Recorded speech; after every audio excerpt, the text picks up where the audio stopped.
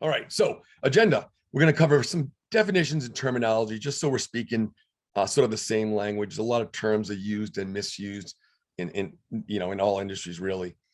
So we're going to address the question of why is a program needed, what the difference between a plan is and a program, and what should be in an incident response plan.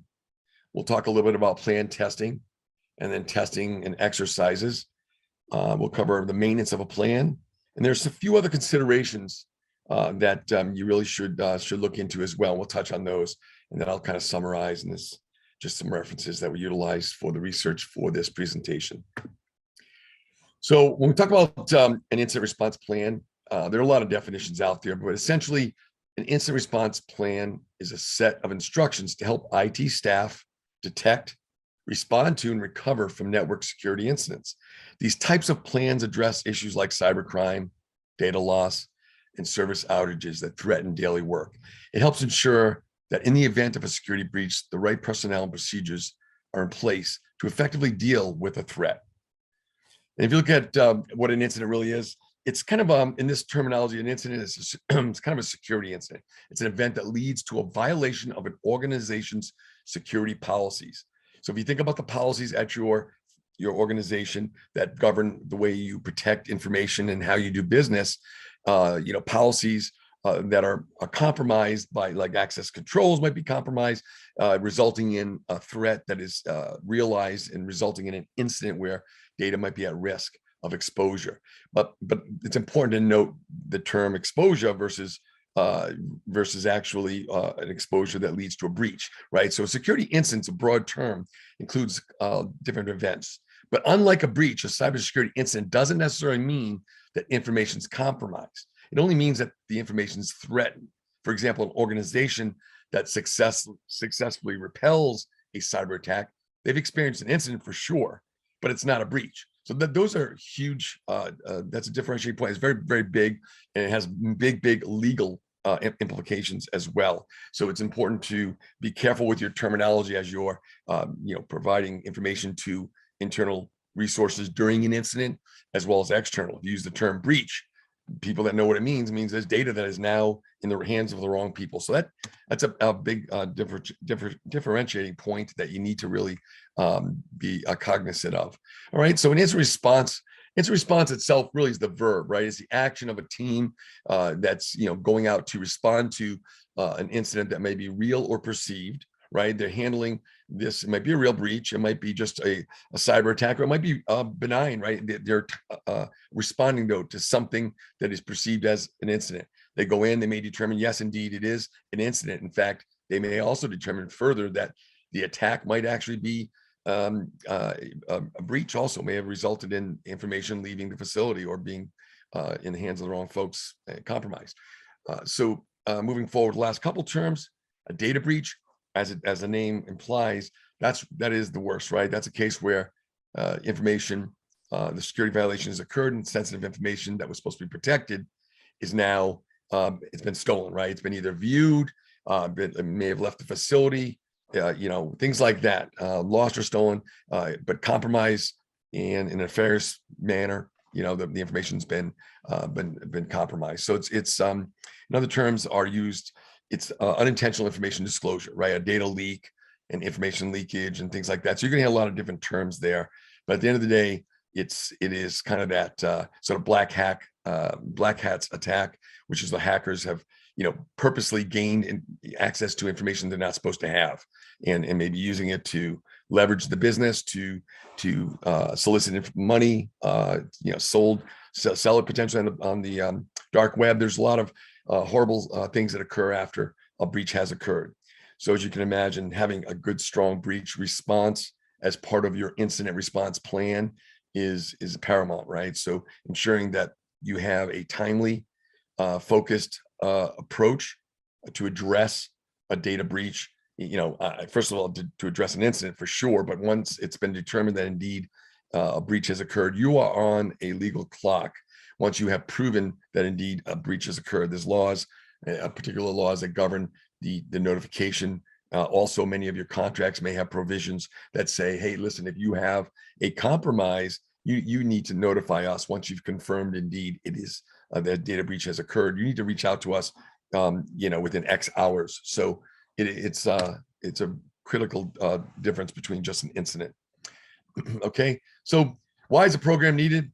Well, there's laws out there like HIPAA for the healthcare industry and regulations that govern financial institutions like the FDIC, and there's standards like the payment card industry, PCI, where it's required that you have a plan and that you test it and that kind of thing. But also, more than just, scare tactics or oh, it's required by law, or, whatever. That's important for sure. But more than just compliance, I mean, it makes just good business sense. If I have a business, and I have a contract with my clients, or if I'm being served by a service provider and I'm sharing my confidential information, and a breach occurs with them, I want to know about it. So you should ensure that your contracts with your third-party providers have provisions in there, certainly for security, but also and availability, but also for in the event of a breach, right? If there's a breach to their systems and you have your information, your client information there, you want to know about it, and you want to know about it in a timely fashion. So I highly recommend that you look into that if you don't already have those provisions, and look to amend contracts going forward to include that. And last but not least, best practices, right?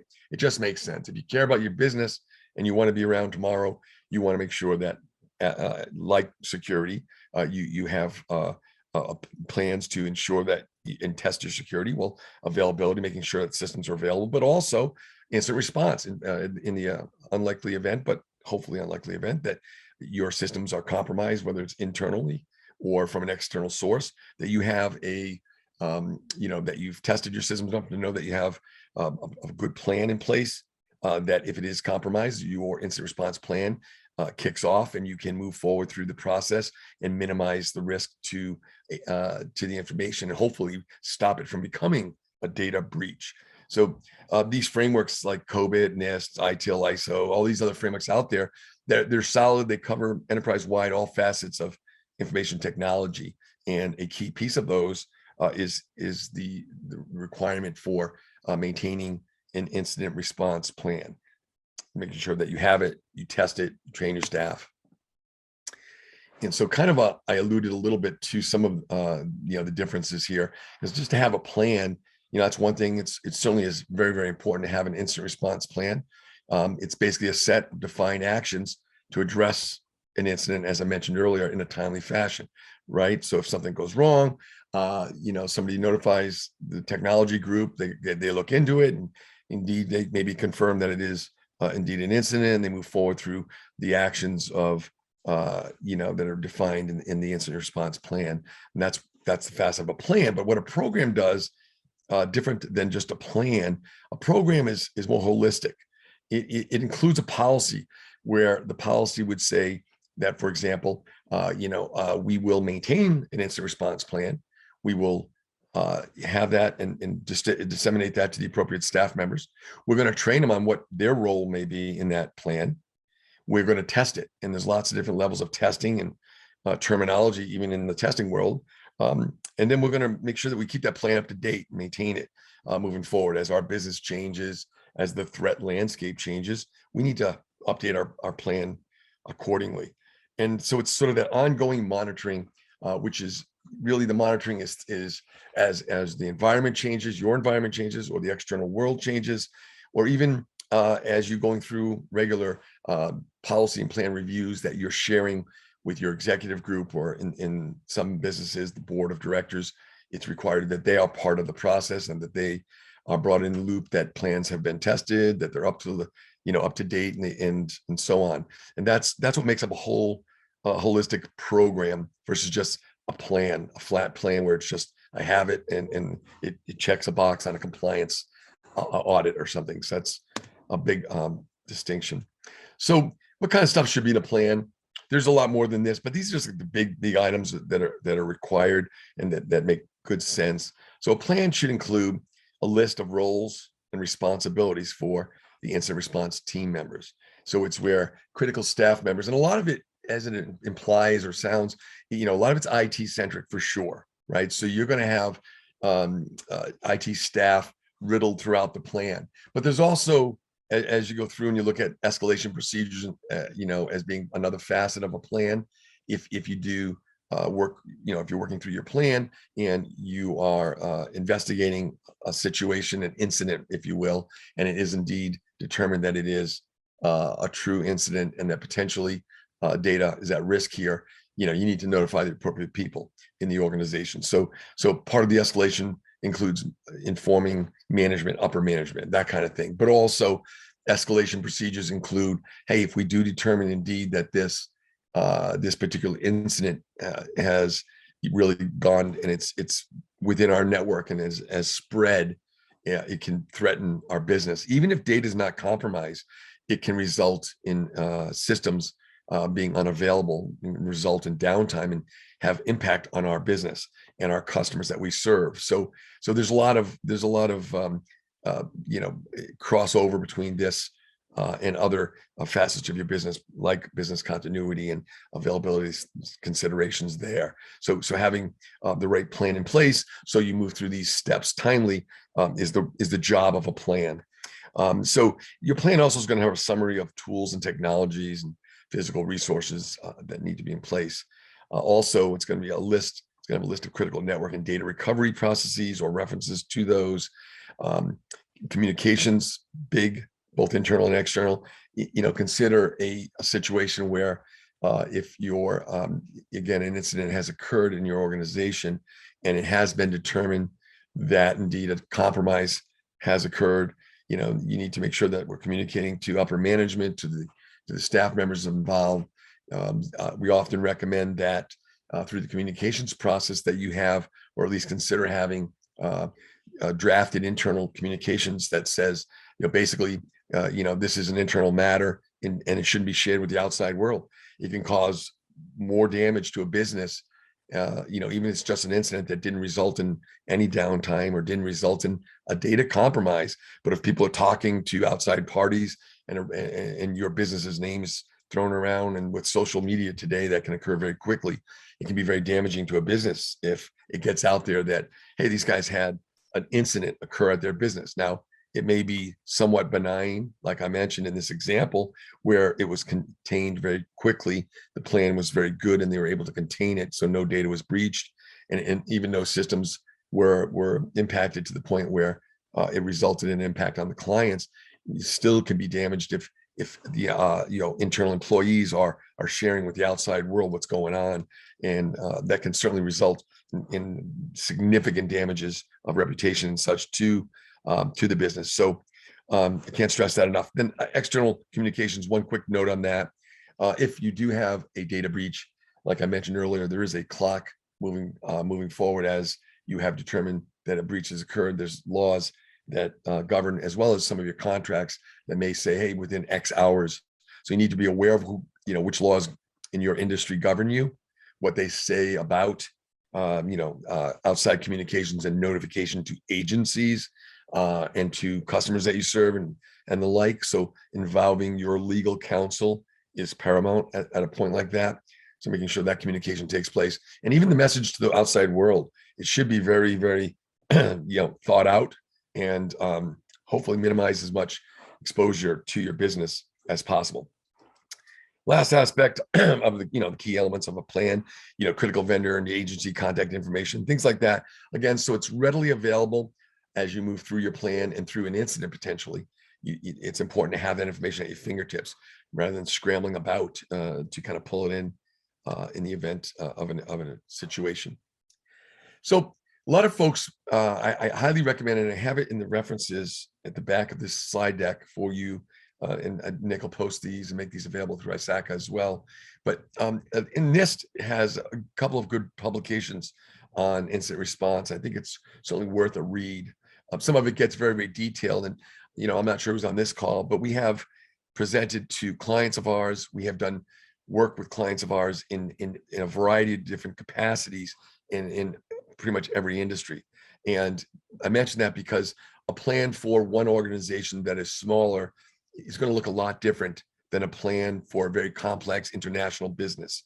So you need to understand, one size does not fit all with this, and that there are a lot of considerations when it comes to building a plan and also maintaining it and that kind of thing, as well as testing it. So, look, the according to NIST, there's some good terminology here too that I want to share with you. We use the word test, like the header says, right? Incident response plan testing. Incident response tests and exercises should evaluate the company's established policy and procedures and include an analysis of each applicable incident response stage.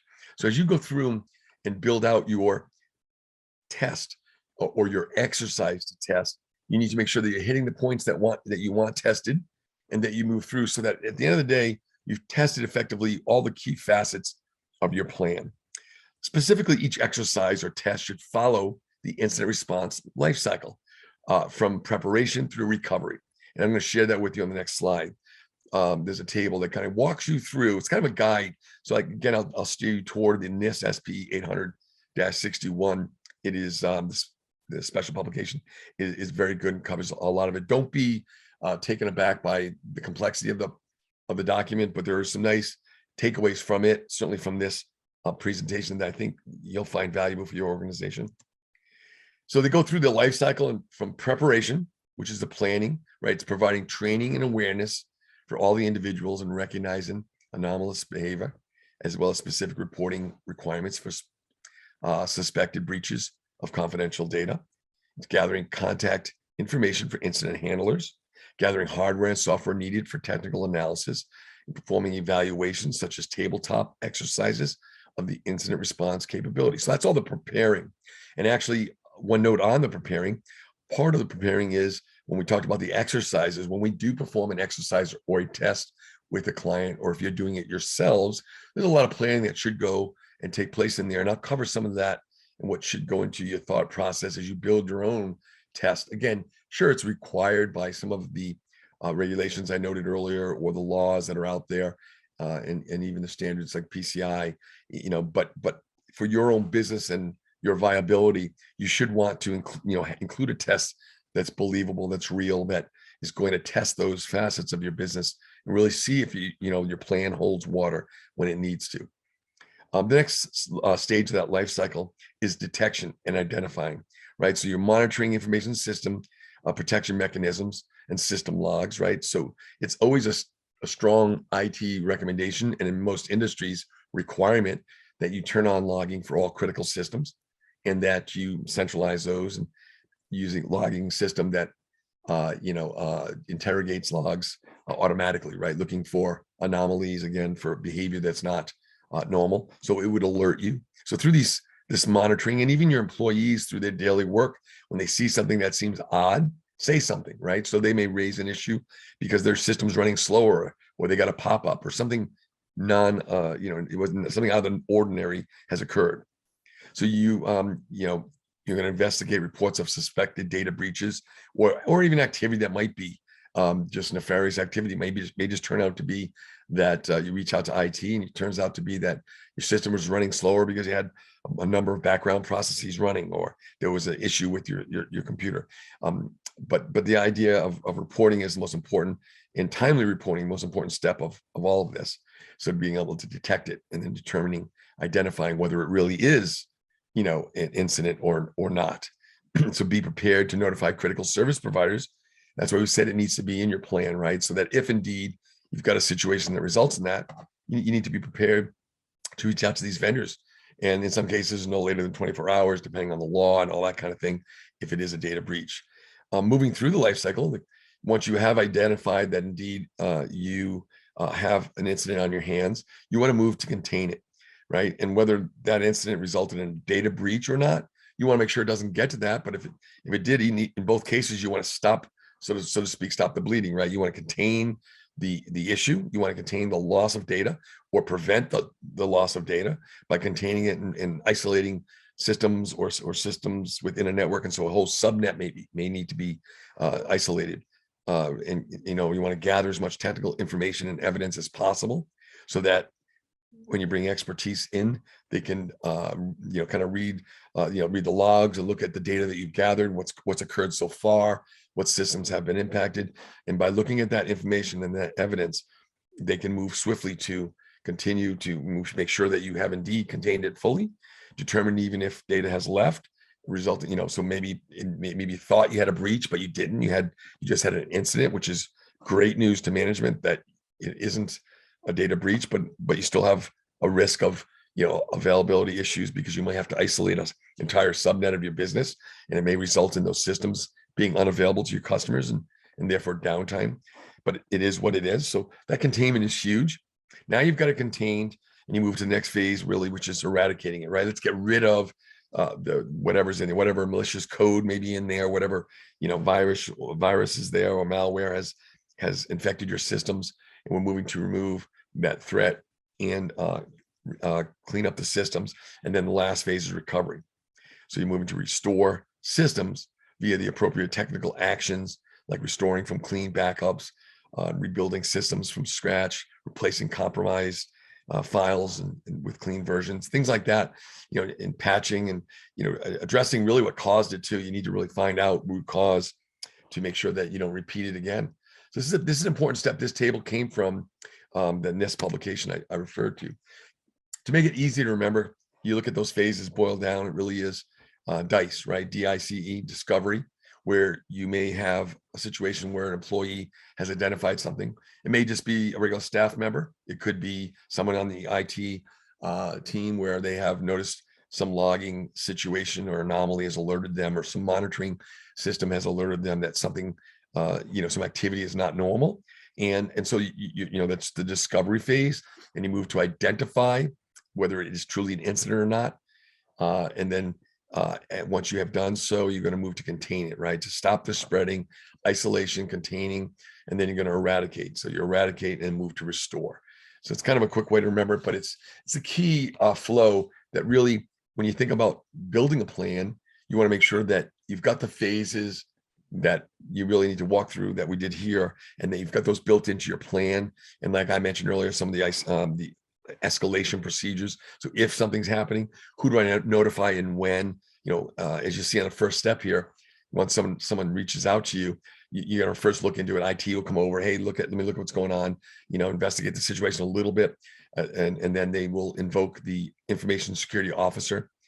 A lot of organizations today, with the cost rising for talented staff, a lot of them outsource that role. We do that for a lot of our clients. We're a virtual chief information security officer for a number of businesses, and we have been pulled in to situations where they've identified something. They have enough talent on staff to at least determine, yes, something's wrong here. Here's what's happening, and they reach out, and involve us, and we, in that capacity, help them move through the process. In other circumstances, we play other roles, and I'm going to cover that. But in your organization, you may or may not have all that staff talent on hand, but make sure that you do have somebody appointed information security officer to help you move through the appropriate steps of your incident and the management of that incident appropriately.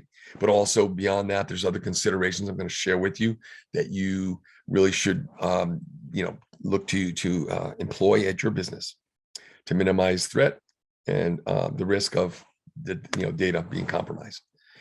So the other NIST publication I referenced was NIST 884, and where in 84 it defines tests, and there's really two types of so there's testing and there's two exercises. So there's tabletop exercises, and that's an exercise. That's what people think of when we often use the word testing. It's really an exercise, a tabletop exercise, or a functional exercise that you're performing. You are testing, sure, you're testing your plan, but it's through an exercise that you've defined. And the tabletop version is really where you literally gather around a boardroom table and work with the different groups that are involved in your test scenario or your exercise, and you move through what would you do then if this is what occurred. What would you do then if she said this? What would he do? And you move through and you discuss what activities you would play, what your role would be in identifying and moving through those life cycle phases of an incident and the management of that incident by utilizing the steps of your plan. So you're working your way through your plan, really, and talking through it in a scenario. The functional exercises are a little bit more in depth, and you kind of simulating certain emergencies and readiness.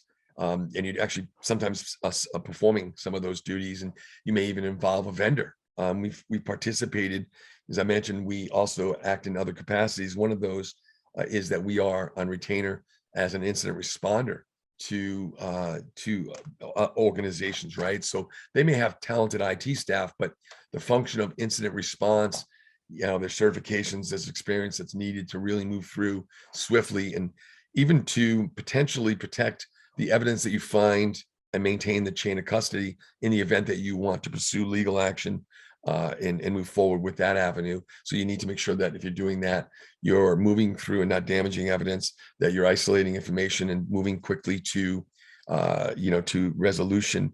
And also there's digital forensics, and I'll cover a little bit about that later, but that's another function that we do and other folks do that you might want to consider in your testing, but also in your actual plans.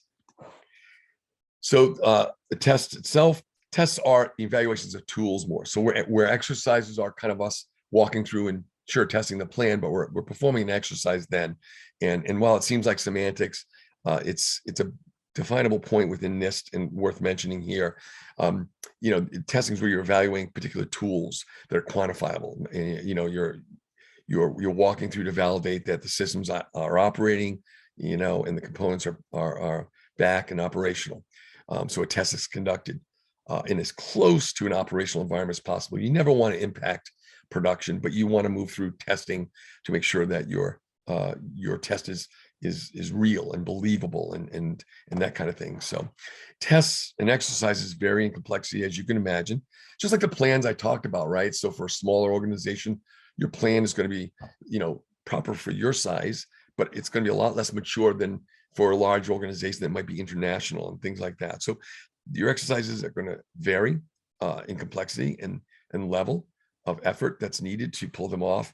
But also with functional exercises and tests providing the highest assurance, though, that incident response plans and procedures would operate appropriately, right? And they're performing the way they're intended to in the event of a real incident. That's what you're doing. You're preparing for, God forbid, if the worst or horrible case occurs where an incident happens at your business, what can you do to swiftly move through and stop that incident from getting worse and resulting potentially in a data compromise or breach? That's what your role and job is as it relates to incident response. These tabletop exercises provide a good mechanism to ensure personnel with incident response duties understand their roles and responsibilities and procedures. So that's why you need to practice and perform that testing. So a little bit more about IR plan testing. So testing and exercises begin with good planning, right? Set up a believable scenario. You don't need to, go through from 0 to 60 either, right? So I'm not saying you've never tested before to go to, DEFCON 5 to move through and do the most complex test that involves the entire business, every vertical and every person. You should walk before you run. Start with a reasonable exercise and test that includes certain systems and the folks on the testing team or in the incident response planning team that are involved, so we can test their incident reaction to that incident and their procedures, what they would do, and move through. And as you go over time, as you're testing, you should move through to expand your testing and your exercises, expand the scope a little bit over time, so they're more mature, and maybe they do involve more systems down the road, and maybe more personnel, and maybe even an outside vendor as you get more mature in your testing. These exercises measure really your team's actions to what your plan says. So eventually you're going to have a good plan, hopefully at your organization, as you move through to test it. Sometimes what you realize, and we perform these for a lot of organizations, I think it's great. You should have a moderator if possible. But what a moderator is going to do is help you set up the appropriate test that's believable. So you need to understand your infrastructure a little bit and your business, and then come up with a plan that's believable, that's going to involve, again, the right people and systems that make your staff think. And then as you go through, even starting with just a tabletop exercise, you're going to move through and we're going to ask folks what they would do and what would somebody do next. And they kind of walk their way through. We walk them through the scenario, what they would do next. And a lot of times it's very eye-opening, right? Because what you are doing is measuring what your team says they would do during an exercise to actually what your plan defined in the written word said in your plan. So sometimes we find a difference, right? My incident response plan said we would do these things, but yet when we perform the exercise we identified a gap, a delta, a difference. And actually what we did during our exercise was better than what our plan said. Hey, maybe we need to go forward and update that plan to include the new process that we identified together as a team when we're performing our exercise. So that plan may need to be updated. In other cases, hey, gosh, we wish we stuck with what our plan said. Some people deviated and we lost time as a result of it. So remember, time during an incident is money, right? It could be devastating. It could mean the difference between, getting an incident stopped and isolated and contained and eradicated sooner rather and never resulting in a breach or not, right? If I'm moving off the course of action that I should have taken and I take longer to arrive at that point, that data may then indeed have been compromised by the time I get my act in gear here. So make sure your staff understands the plan, and that when you test it, you go through and you perform that post-mortem that's needed. It's where you measure those, what your team did relative to what the plan says and make those changes. Make sure you do go forward to and update the plans from your post-mortem. Don't just document your test and say, yeah, we were, it's different. Our results were somewhat different than what our plan said. See you next year or next time we test. You really should make sure that you put an owner to it, move to update the plan. And in the event where it was a case where the plan was correct and better than what we said, maybe we need to retest, or we need to retrain certain staff members on their role so the next time around they can move more swiftly. And there is no substitute for testing. So a lot of that, when I talked about testing and then used interchangeably, exercise with testing and things, it really is, it has become that, and that you're going to see and read that not only in the NIST publication, but some of those laws that I mentioned out there and the regulations like the FDIC, you'll see in their examiner handbooks that they have interchangeably utilized the verbiage incident, right? They've used it as an occurrence of something that might just be an IT incident, not really a nefarious breach or even attempted breach. It was an incident that occurred that was the system went awry and we had to patch it or update it. It wasn't really a security incident, but rather just an IT incident. But some of those that do result in, once it's been identified appropriately, it is a security incident. But either way, regardless, as you move through this, you'll see very quickly when you move through and you think of DICE, where you've gone through and determined and then identified and so the point where you identify whether it's truly an incident or not, either way, the next step is to isolate, right? So I've isolated now this particular system or the subnet that involves potentially a number of systems in my environment, in my business. Well, what happens when you isolate something, you make it unavailable. And if it was a critical system or systems to your business and your customers can no longer access it, or your employees to serve your customers, now we've impacted, availability of systems, which is business continuity. And you all should have a business continuity plan also. And when you look at that, it's funny because some people build their plans sort of together. And because it's true, it's like this fork in the road, right? You've got something that occurred, and as you move through and isolate, I've got folks performing activities that are truly business continuity activities. The staff is, because the system's not available, the staff's performing these workarounds and using alternative processing methods because the primary system's unavailable for an estimated period of time while it's being restored potentially. And my IT staff and maybe my outside, folks that are on retainer for incident response, they're responding to this incident. We're isolating, they're determining, root cause and all that, and moving to eradicate it and blah, blah, blah. So I've got activities happening in parallel. So when you think about that, and you think about the previous slides, I talked about the planning and the preparation for these exercises and tests, it really does make sense also to consider for your organization potentially to merge your testing. You can document both. You can put it as one report or two, it doesn't really matter much, but think about your plans right now. If you do have an incident response plan and a business continuity plan, I challenge you to look at it. And if you look at the IT staff, those roles, there's probably the key people on both teams. They're on the incident team, and they may be on the business continuity team for IT to restore systems, to perform those functions. So a lot of key folks are going to be on both of these plans, and they'll be performing activities in, both incident response activities as well as business continuity activities. And then for a moment, put on your financial hat and think, geez, what does it cost me to pull together a test for an incident? And then to go ahead and get staff around a table again, or remotely to perform a test again for business continuity. So whether it's an incident or business continuity, I'm assembling a lot of the same people, and it's such overlap that it may make financial sense to say, hey, let's do one together. And not only financial, but it makes it's real, right? It's real world, because incidents, as you follow that process and that life cycle defined by NIST, you're going to see that you're isolating. When you do, it's unavailable by definition. You move through business continuity anyway. So perform that test, save a couple of bucks in the way, along the way, that's fine. But perform that test and consider involving, the business continuity activities. Don't just stop it there necessarily, and go off and help, have those functions performed while the incident response activities are occurring. And as you move through your post-mortem together, you're learning a lot more about your business and maybe about where some of the shortcomings may be. So anyway, I think that's a critical takeaway. No, and again, like with any plan, building it is, gosh, a lot of work. We build these for a lot of clients and test them and things. And I know how hard it is to build a plan, how much time is involved to really understand the business, and for them to understand their own business and the functions that should be folded into an incident response plan.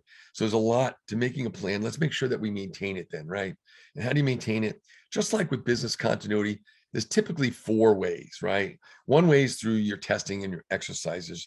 As you move through the tests and you perform that post-mortem, you learn, hey, I did something differently, and maybe I should have done it that way. And it results in updating your plan. You also might notice through your testing, gosh, that role, we removed that role last year. We consolidated divisions, and this business unit doesn't even exist anymore. And we've got that function or that role still defined within our incident response plan. I think we need to update that now. Let's get that moved out, or some of the systems or vendors involved may have changed. So that's, your testing is going to shake some of that out. Also, you sadly, maybe number 2, right? Maybe you're through your business, day-to-day business process, all of a sudden you do have a situation where someone's got something happening that's not normal, and they involve IT and they involve your information security officer, and together they move through and determine, and we indeed have a true incident on our hands, and you're thrust into an exercise, a real one though, a real incident, and you're moving through the process. Well, when you're done, carry out that post-mortem, document everything, but also that post-mortem, that information there is very important to go through and make sure that excuse me, that you consider updating the plan as necessary. So that's another way that your plan can be updated or maintained. And then for some of you with a strong staff that is proactive, and they understand that as systems change, as in maybe as staff members change or roles within the business change, that indeed we may need to update that plan proactively. Also new threats to your type of business maybe, or the systems that you utilize within your business, right? The infrastructure and the technology utilized, maybe, as you see every day, there's new threats to different systems constantly. So keeping up on that may ring a bell for your IT staff to say, hey, wait a minute, we have a plan, and it's a response plan, and it needs to be updated. We got a few more considerations here that we need to fold into that plan. And then lastly, annually during your plan review, as you go through, you're required anyway to review your security policies and plans like business continuity and incident response. So as you're going through that process, it makes good sense, right? Let's go through and let's go ahead and update that plan accordingly. So those are the 4 primary ways that your plan gets updated.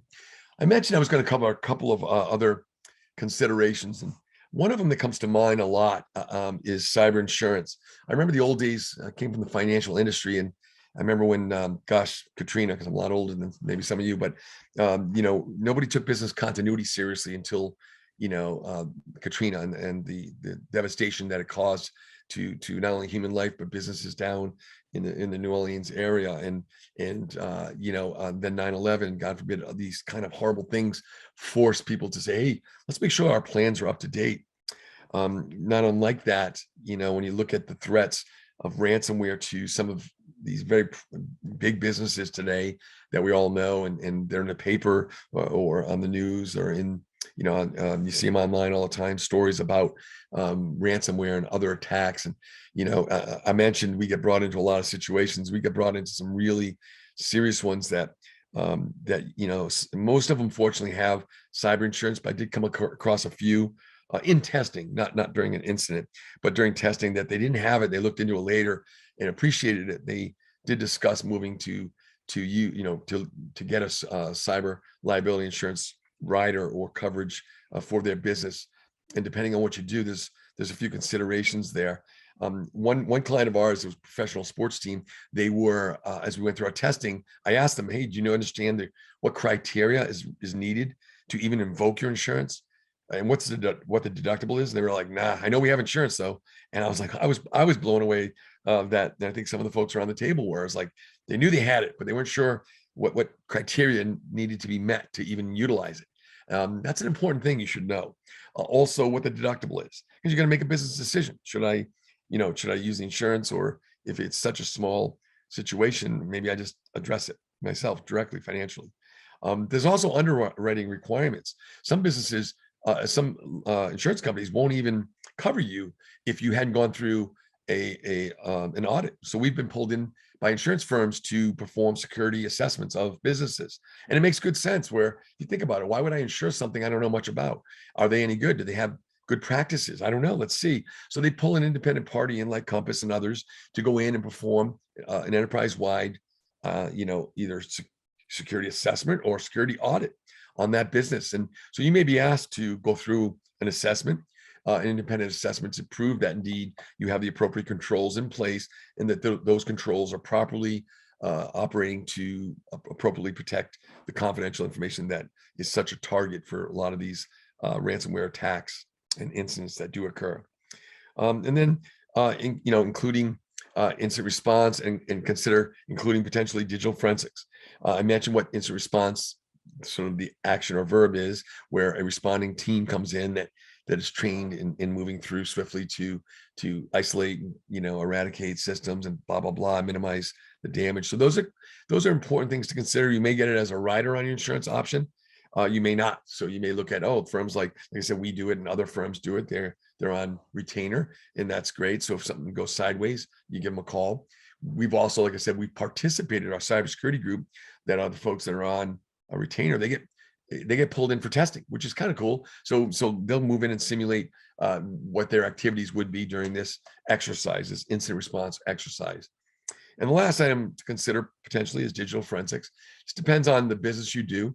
Often, again, the role of this is to really get down and determine the details of the root cause, and potentially what parties resulted or caused the result of this incident to either move to a compromise or not. But it's important, and legally may help you in terms of offsetting costs, or in some cases, hopefully determining who attacked you and that kind of thing for restitution. However, very often you don't know finally who the attacker was, right? You may determine, it came from China, or some of the other, North Korea is another bad actor, that are Russia. Some of these are the three of the top attack points in the world, and it's not a surprise. So a lot of them, you may only find that. Is that sufficient? Is that enough? Is it worth the money? You got to weigh that in your own business.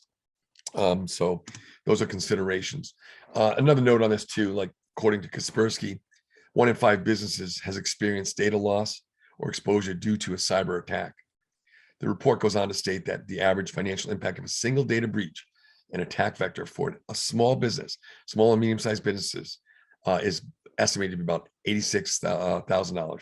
So for small business, that's pretty significant, right? You can't afford necessarily to, not having cyber liability insurance, because it's going to be a lot less than that.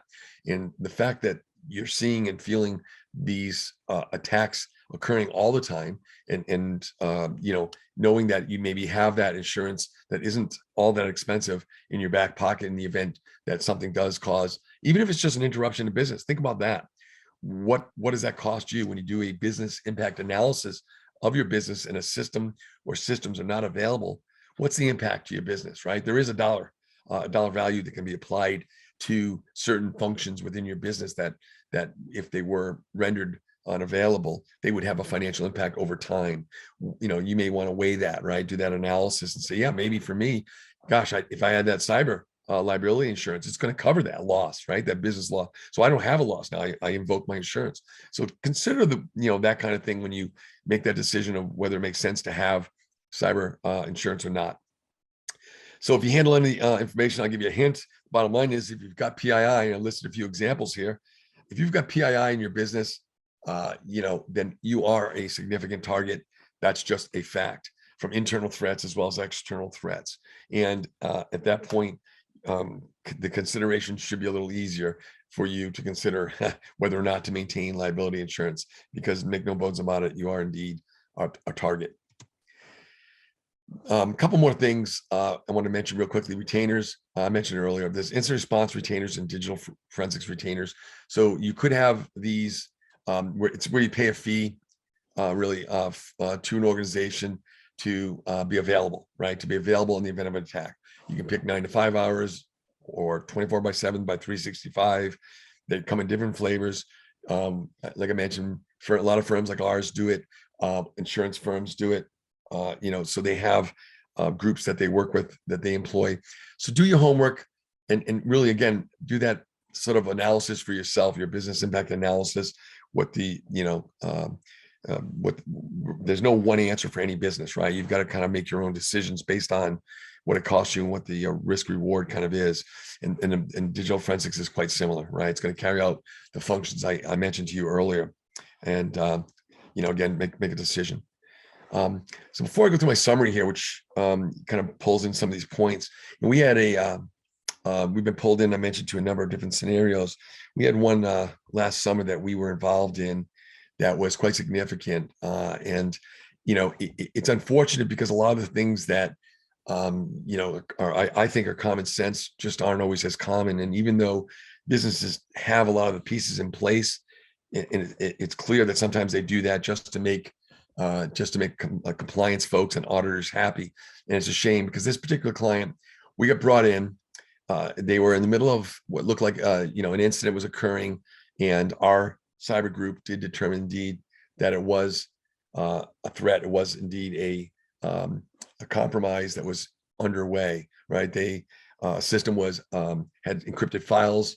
Some files were encrypted, and they saw through investigation, they could tell what kind of attack it was, right? And they moved through to determine things. I was brought in myself as well as part of this, and we determined. First things we asked was, well, okay, do you have a data classification policy? Yes, we do. Great. Did you classify this system and other systems on that subnet? Well, what do you mean by that? And went through what data classification is, and it's simply this: where there's usually 4 levels of classification, right? From public information, that's information that we have on the web, that's marketing information, for example, and other information that's intended for the public's eye. Then there's internal information that's maybe information between 2 colleagues, emails and other correspondence like that, or documents that are just intended to be internally used. But if the outside world got it, it wouldn't be the end of the world. It wouldn't be considered a compromise. And then there's that big band of confidential information, that PII, personally identifiable information, the social security numbers, the bank information, all that information, that kind of information, healthcare information, all that information there is the target, like I mentioned to you before, of a lot of bad actors. And that information, that classification, that's considered classified in a classification policy. And the next level, some don't have this 4th level, it's called restricted. And that simply is, sure, it's classified, but even more than that, less employees at the business are even allowed to see it. And that might be stuff like, the secret sauce to the business. If you're a developer, it might be your source code of the software application that your business is based on. It might be other information surrounding your business is moving through a public merger or acquisition. That kind of information needs to be, sort of very, very, close to the vest and restricted. So those 4 levels of classification, just applying those to systems throughout your environment, doesn't take a whole heck of a lot of time. start with at least at a subnet level, right? Looking at your network subnets and classifying at that level at least. And at least maybe go to the server level next would be like, okay, these servers, maybe I have 5 servers in one subnet, and maybe one of them is confidential. Well, if they're all in the same subnet, I might just classify them all as confidential because it's easy for something, a malware to spread within the same subnet between systems. So I might want to do that, or I might want to segment it off. But just know what information you have on your systems. And by knowing that, this business that I'm referring to, I wish it was a story. It's a true one though. And if they had done that, we would have been able to isolate quicker. We would have known what was on it, and we would have known the ramifications of what was on it. They said, no, it's just public information. It's nothing, there's nothing confidential. We're quite sure of that. As we move through it, they determined later that indeed it was confidential, and that they had information that was, their customer information on there, and they were an international business. So it was horrible. So now they're praying that, gosh, I hope this information didn't get out, to the public, right? And because initially, by the way, the sad part of this is when it was identified, and we were working through, the situation when it was identified as an incident, they said, well, we have a policy on that, by the way. We're not going to pay ransom. We have good backups, and we're going to blow it away and restore it. And our team did a phenomenal job. They stopped the systems from being completely encrypted. And because what ransomware doesn't just go in and encrypt and that's it and hold you ransom, often goes in and spreads laterally through your business. Number one, it goes through and it actually moves to find confidential information and try to send it off. And then it goes through and tries to identify backup systems and backups and destroy those. And then it encrypts. So it was trying to move its way laterally through this business. My guys stopped it in its tracks, which sounds like a win, except it got to the point where the second step where it identified PII, and it sent that confidential information off, and it was already out there. And it was literally our guys research and go to the dark web. They find different, so they're investigating what kind of malware is here, what kind of a ransomware attack this is. And as they're identifying it, they're researching from the dark web and looking at actual code. And they found the footprint of this particular malware, ransomware rather, and they knew what type it was, what it does typically. And they literally found, because the screens will post what they say and what locations you can find this information. It was posted out there. Their data, their customer data, an Excel spreadsheet was on the dark web for sale. It was too late because they said they weren't going to pay. It was out there. So they had to go through this big legal thing. You think about privacy laws in the States, the United States, but also international, like you think of GDPR is a big one that they were subject to because they did business with folks from the European Union. And it was just a big, expensive process that they could have avoided by having better processes in place, by knowing their systems and classifying appropriately. They would have treated those servers and systems a little differently, perhaps, and they would have had a different approach to the way they moved to isolate and get on that quicker and that kind of thing. So I just strongly recommend you go through, make sure you're adhering to your policies and you're classifying systems, you're testing your IR plans. It brings me to the summary here, where we're going to move through, make sure you develop a program, not just a policy, a program. It's got a policy. It says we're going to do this, this, and this. We have a plan. We're going to test that plan. We're going to do exercises and make sure it tests well. We're going to involve our staff in that testing and training of that plan. And maybe we will involve the BCP aspect, the business continuity aspect, because that's real world. And then we're going to move to make sure that we maintain that plan ongoing. We'll report to our board of directors or executive management regularly so they know that we're monitoring our plan and maintaining and updating it all the way through. You're going to consider things, maybe you should include cyber. I think it's it definitely should be a consideration, but maybe not just a consideration. It might be a good business move if you haven't already done so. But even if you have it, know what the heck you have, right? How do I invoke it? What criteria is necessary? And what does it cost me to use it? And that kind of thing. So understand that. And then consider retainers if it makes sense for you, right? If you have a good, strong IT staff and you've got, crackjack folks that you feel like, I've got enough, we can move it through the incident ourselves, great. Most of my customers don't have that. And if you don't, you should consider organizations like Compass and others that do that. And maybe even your insurance writer, maybe they have, they have that as an option as well, like digital forensics as well. So consider those things. And I think that you'll be served well, and you'll be serving the business that you work for better. So at this point, certainly like to open up to questions. I see a few chats out there. Nick, if you don't mind doing me the honors of reading the information Yes, to sir. me. So just a reminder, everyone, if you have any questions, please post them now. I do have one question right here. The context for this presentation caters to all incidents in general or specific to cybersecurity incidents? So all incidents in general, I gave examples of cyber, but it really is all incidents. And what is cybersecurity, right? So the term cybersecurity, it really hasn't been around forever.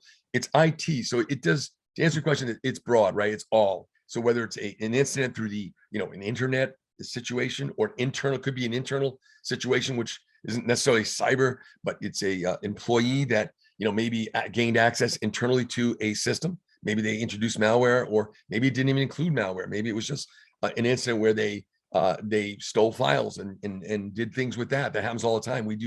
We're a qualified security assessor. We get brought in a lot for things.